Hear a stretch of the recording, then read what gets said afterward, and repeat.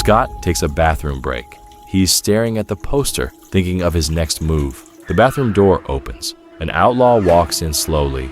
He peeks under the bathroom stalls. Only him and Scott are in the room. He quietly stands behind him. Scott turns around. In his mind, he's about to get whacked. He's not wearing a wire, which means his unit is not aware of what's happening inside. The outlaw presses him with questions. Who, where, when, how? He asks about random details like some of the meanings behind Scott's tattoos and from where he bought his Harley. Scott can't bluff. Otherwise, he might get caught in a lie and risk it all. After a tough grilling, the outlaw asks Scott to come back the same time next week and walks off. Scott had just found his way in.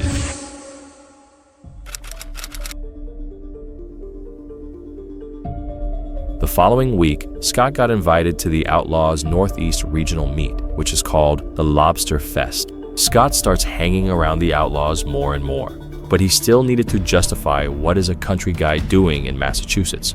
He needs a believable story. Since he grew up landscaping, he decides to tell everyone he was a site survey specialist.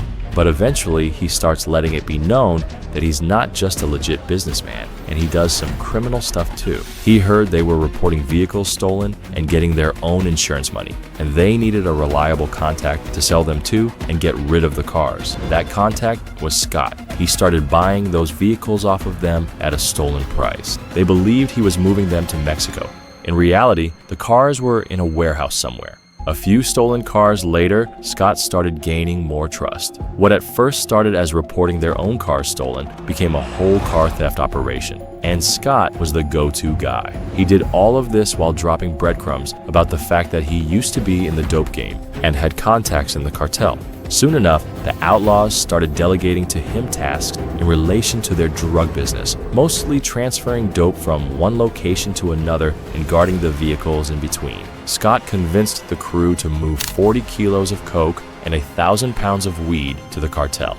Scott and his team were the supposed buyers. The whole thing was a setup, a massive sting to nail these guys on distribution charges.